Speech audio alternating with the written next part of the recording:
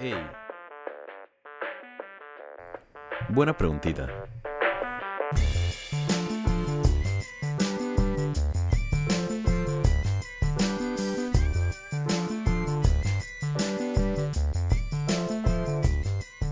Muy buenos días o buenas tardes, chicos y chicas, queridos compañeros, aliados, seguidores, amigos de Buena Pregunta.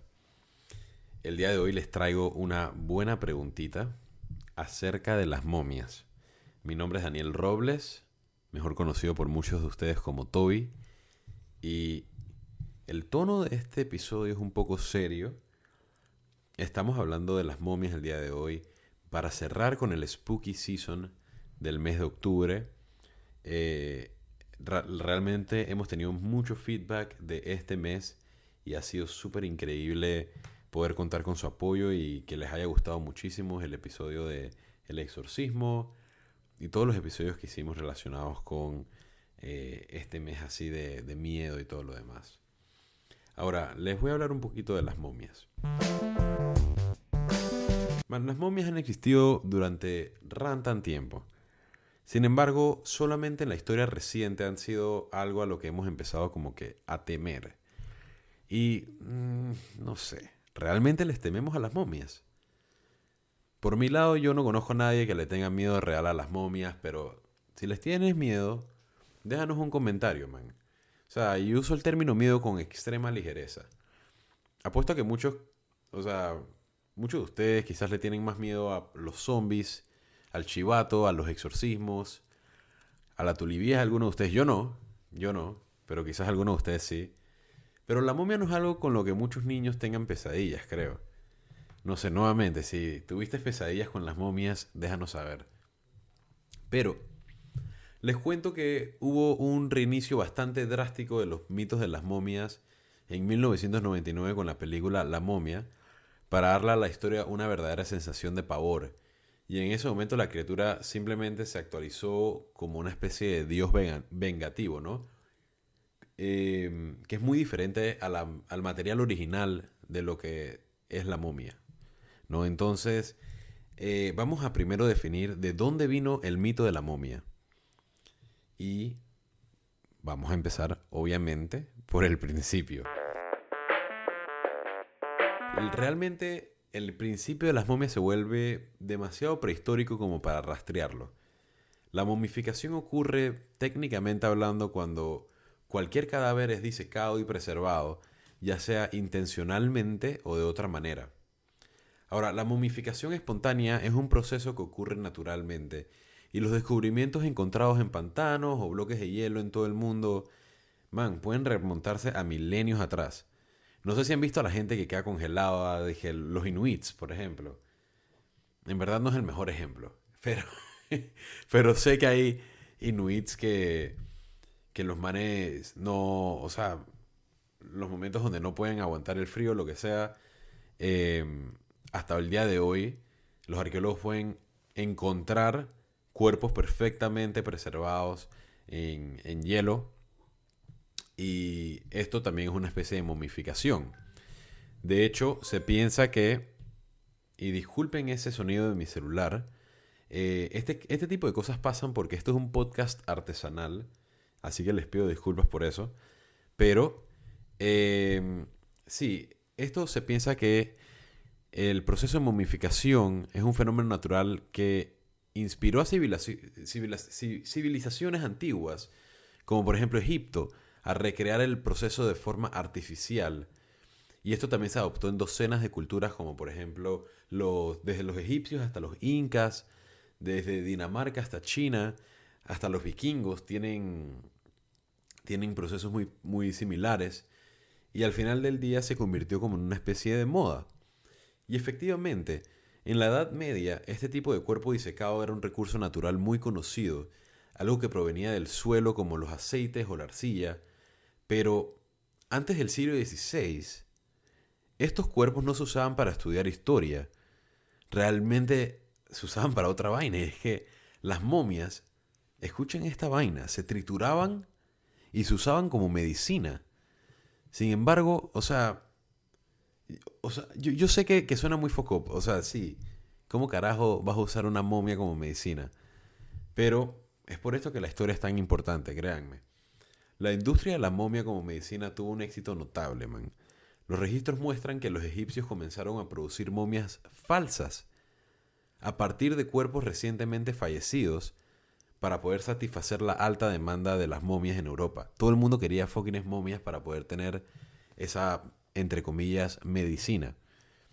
Y no fue hasta finales del siglo XVI cuando un médico francés comenzó a preguntarse si bañarnos en polvo de cadáveres podría causar una enfermedad en lugar de curar una enfermedad. Y esta nueva comprensión de estos riesgos fitosanitarios, por así decirlo, junto con dos de las pestes más grandes de Europa en 1665 y 1720, resultó en una lenta evaporación de la locura de usar a las momias como freaking medicina. Y el término momia, ya después de toda esta locura de usarlo como medicina, se empezó a usar para describir universalmente a un cuerpo muerto y disecado, independientemente de su procedencia. Ahora, vamos a lo que realmente nos importa. ¿Por qué nos da miedo esto, no? O sea, ¿de dónde viene la historia de terror de las momias? Y es que pocos años después de la publicación de Frankenstein, en 1818, unos 100 años después de que se terminaran de usar como medicina, la momia empieza a verse más y más en el rango popular, ¿no? Entonces, en 1827 hay una obra llamada The Mummy, A Tale of the 22nd Century, por Jane Webb. Y esta fue el primer indicio de la versión moderna y horrible del monstruo que llegaríamos a aceptar como norma durante la mayor parte del siglo XX y hasta el día de hoy que todavía se utiliza ese tipo de estilo. Esto nace en 1827 en esta obra. Repito el nombre por si la quieren buscar. The Mummy, A Tale of the 22nd Century, por Jane Webb. Entonces la base estaba allí. Pero no fue hasta el surgimiento de la egiptología a finales del siglo XIX que la mitología de las momias adquirió su característica más definitoria. Y esta característica viene siendo la de las maldiciones. ¿Ok? Para aquellos que hayan visto la película de la momia o cualquier tipo de película reciente relacionada a las momias, van a ver que todas tienen un tema en común. Y está el tema de las maldiciones de la momia. Entonces las maldiciones en los cementerios antiguos, por ejemplo, no eran un fenómeno nuevo, pero no fue hasta que los arqueólogos comenzaron a asaltar tumbas y publicar rumores de maldiciones traducidas a Europa que la cultura popular y muchos autores en específico se sintieron bien intrigados. Y el ejemplo más claro y el que me gustaría utilizar para el episodio del día de hoy, realmente lo que empezó, o sea, todo ese tema de la maldición, es que en 1922, la apertura de la tumba de Tutankamón y la posterior muerte de George Edward Herbert, el quinto conde de Carnarvon, fueron noticia internacional. O sea, este señor, George Edward, vamos a llamarlo, fue el man que financió la expedición de la tumba de Tutankamón y de muchas otras tumbas en Egipto. O sea, todas estas tumbas se lograron cavar y encontrar gracias a este tipo, ¿no? George Edward. Y el man murió muy poco después de esto, después de encontrar la tumba de Tutankamón, por la siguiente razón. Chequen esta vaina. Un mosquito le picó la cara un día, chilling. Y el man al día siguiente, la mañana siguiente, no pasa nada. El man se levanta en la mañana, un día común, y decide afeitarse. Y se afeita y se corta un poco y abre un poquito como que esa picada que le había hecho el mosquito. La picada se le infecta y se convierte en una neumonía porque se le tuvo blood poisoning, que se me fue la terminología en español, y se convierte en una neumonía que le quitó la vida. Entonces la gente empezó a publicar demasiado en los periódicos en toda Europa acerca de la bendita maldición de Tutankamón. La maldición de Tutankamón, no sé qué, no sé qué, no sé qué. Y inclusive hasta Sir Arthur Conan Doyle, el que escribió las aventuras de Sherlock Holmes, escribió también en diarios por 2 años seguidos acerca de la supuesta maldición. Y esto creó un miedo súper grande a las momias durante todo los primeros años los primeros 50 años del siglo pasado. Y realmente definió lo que viene siendo el miedo a las momias.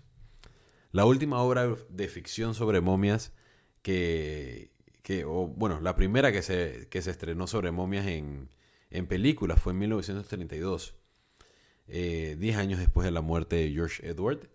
Y para siempre las momias se empezaron a asociar con maldiciones y venganzas imparables contra quienes perturban su sueño. Entonces, para acabar este episodio, que espero que no me haya tomado mucho tiempo, la razón por la cual les tememos a las momias es más una historia de venganza que una historia de terror. Especialmente en comparación con otros monstruos no muertos como los zombies o los fantasmas, los esqueletos, los exorcismos. No, la momia no ataca en masa. Es una historia de venganza deliberada y dirigida. Así que para irme, les sugiero que no se metan con una momia, por favor, porque estoy muy seguro que no les va a ir muy bien. Gracias por escucharnos, se los agradecemos muchísimo. Ya saben dónde encontrarnos en Instagram, Buena Pregunta Podcast, y en Patreon, Buena Pregunta, por si se quieren pasar por allá. Tenemos mercancía bien chévere. Ya estoy seguro que han visto las gorras, los stickers, y más adelante vamos a estar sacando más cositas que estamos seguros que les van a gustar. Se les quiere mucho, de sobra, y espero que tengan el mejor de los días. Chao, chao.